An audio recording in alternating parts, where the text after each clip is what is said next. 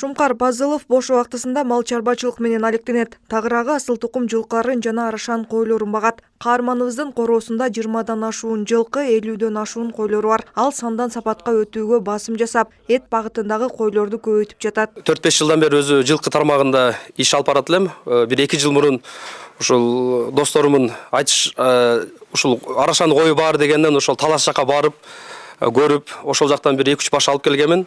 Алып келип багып көрсөк, багуусу өтө өзүбүздүн койлордой эле жеңил экен.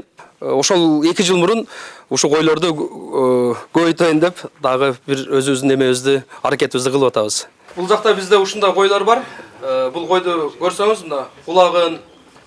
Базылов асыл тукум мал чарбачылыгын өнүктүрүүгө кызыккан фермерлер эт багытындагы арашан койлорун багууну сунуштайт. Анткени жергиликтүү койлорго салыштырмалуу бир топ эле кирешесин арттырат дейт. Баасы да кымбат бааланарын билдирди. Баарыбыз сандан сапатка өтүшүбүз керек. Эмнеге дегенде 100 кой баккандан көрө, андан көрө бир 20 кой баксаң, ошол 20 койдон көбүрөөк киреше алсаң болот, расходун азайтсаң болот.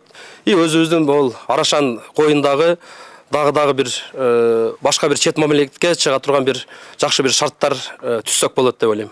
Фермерлер Гисар менен кыргыз коюнун аргындаштыруусунан алынган арашан породасындагы койду жайылтуу аракетин көрүп келет. Аталган порода Кыргызстандын айыл чарба жана аймактарды өнүктүрүү министрлигинин каттоосунан расмий өткөн. Арашан породасындагы кой 1970-жылдан берки жүргүзүлгөн тажрыйба иш-аракеттердин натыйжасы экенин айтышат. Азыркы тапта койлорго атайын чип басылып, күбөлүк берилет.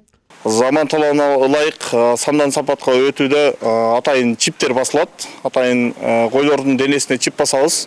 Андыктан биз ушундай өзүбүздөн чыккан арашан койлорун биз дүйнөгө таанышыбыз керек. Арашан дегенде кыргыз деп тааныш керек да. Ошого бул патриоттуктагы аракет бул дагы. Арашан койлору Кыргызстандын өзүндө аргындаштырылгандыктан жергиликтүү климатка чыдамдуу. Белгилей кетсек, Ош облусунун аймагында аталган породадагы койлордун саны 900гө жакын көбөйгөн. Зарина Рахманбердиева, Мирзат Нуманов, УТРК Ош.